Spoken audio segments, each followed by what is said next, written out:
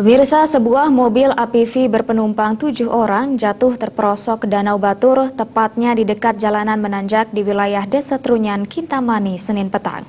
Kejadian tersebut mengakibatkan 1 orang penumpang di dalamnya tewas, sementara 2 lainnya belum ditemukan.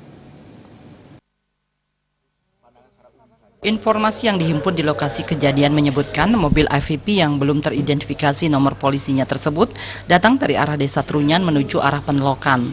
Mobil tersebut ditumpangi oleh 7 orang wisatawan asal Tangerang. Menurut beberapa warga, rombongan wisatawan tersebut melintas di lokasi usai mengunjungi kuburan Trunyan. Rombongan bermaksud menuju arah Penelokan. Saat melintas di lokasi yang medannya menanjak dan terjal, mobil sempat mati dan hilang kendali lalu terperosok jatuh ke danau. Saat kejadian, 4 penumpang diantaranya berhasil menyelamatkan diri dengan keluar dari pintu mobil dibantu warga. Sementara 3 orang lainnya yang ada di dalamnya tenggelam bersama mobil tersebut.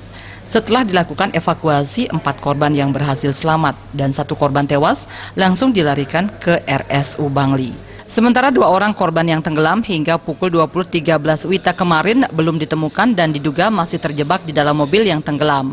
Kapolsek Kompol Putu Gunawan saat ditemui di lokasi mengatakan untuk mengevakuasi 2 korban yang masih terjebak di dalam mobil, pihaknya sudah berkoordinasi dengan tim dari Basarnas, BPBD, Dishub, dan Lalu Lintas.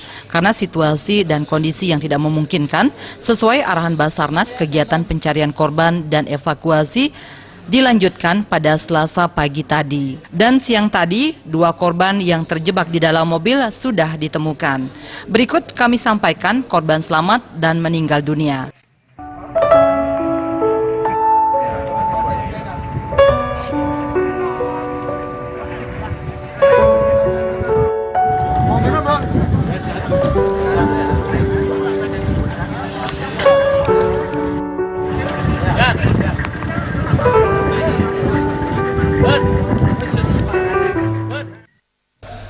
Dayurina, Biro Bali Pos, melaporkan.